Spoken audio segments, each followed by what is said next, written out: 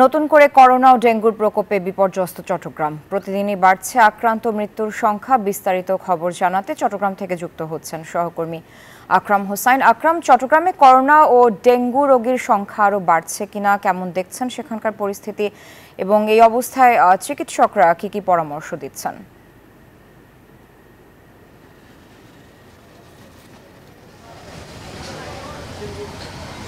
ধন্যবাদ সারা। গত ২৪ ঘন্টায় চট্টগ্রামে একজন করোনা আক্রান্ত রোগী শনাক্ত হয়েছে। করোনা সংক্রমণ হওয়ার পর থেকে চট্টগ্রামে করোনা ভাইরাসের যে নতুন ভেরিয়েন্ট যেভাবে দাপট দেখাতে শুরু করেছিল, আসলে সেটি অনেকটা গতকালকে এবং আজকে কম দেখা যাচ্ছে। আমরা চিকিৎসকদের সাথে কথা বলেছি। চিকিৎসকরা যেটি জানিয়েছেন সেটি হচ্ছে, বর্তমান পরিস্থিতিতে আসলে নগরবাসীকে সচেতন এবং সতর্কতামূলকভাবে পরিস্থিতি মোকাবেলা করতে হবে এবং কোনো উপসর্গ দেখা দেওয়ার সাথে সাথে চিকিৎসকের পরামর্শ নেওয়ার জন্য পরামর্শ দিয়েছেন।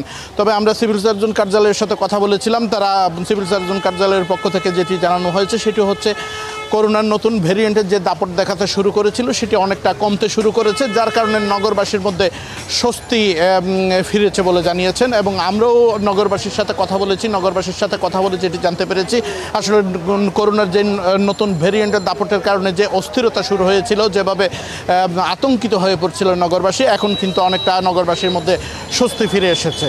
সেই তুলনায় কিন্তু চট্টগ্রামে গত কয়েকদিন আগেও যেভাবে করোনা আক্রান্তের হার বৃদ্ধি পেয়েছিল, এখন সেই রকম করোনা আক্রান্তর হার নেই।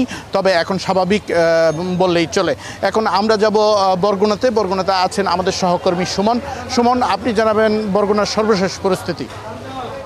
বান্ডেল থাকলে প্রতি সেনমানিতে টাকা বাঁচবে। বিকাশ সেনমানি বান্ডেল কিনে জিতুন প্রতি লেনদেনে।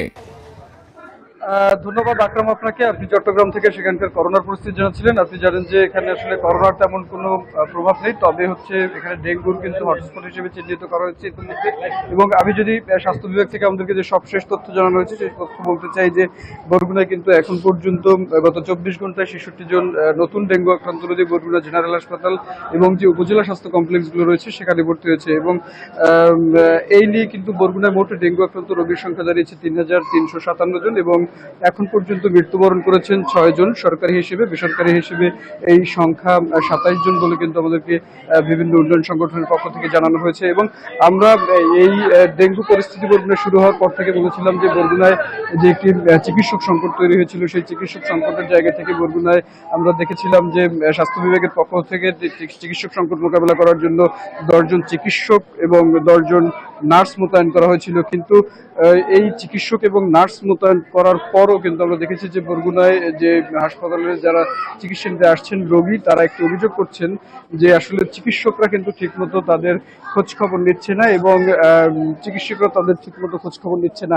এবং আমি আর একটা বিষয়টি জানিয়ে রাখতে চাই যে প্রশাসনের পক্ষ থেকে যে বিষয়টি জানানো হয়েছে যে ডেঙ্গু মোকাবেলায় তারা কিন্তু সর্বোচ্চ ধরনের প্রস্তুতি নিয়েছিল। এবং আমরা দেখেছি যে পৌর প্রশাসন, উপজেলা প্রশাসন, জেলা প্রশাসন এবং যে স্বেচ্ছাসেবকরা রয়েছে তারা কিন্তু বাড়ি বাড়ি গিয়ে বিভিন্ন এলাকার মানুষকে ডেঙ্গু প্রতিরোধে সচেতন হওয়ার জন্য আহ্বান জানাচ্ছেন। এবং এই ডেঙ্গু পরিস্থিতি মোকাবেলার জন্য বরগুনা যে জেনারেল হাসপাতাল রয়েছে, হাসপাতালেও কিন্তু চিকিৎসা সামগ্রীর সংকট রয়েছে। সেই সংকট মোকাবেলায় স্বাস্থ্য বিভাগ কাজ করছে বলে আমাদেরকে জানানো হয়েছে। এই ছিল আমার কাছে এখান থেকে সবশেষ পরিস্থিতি। ফিরে যাচ্ছি স্টুডিওতে সারা মেহজাবিনের কাছে। সারা।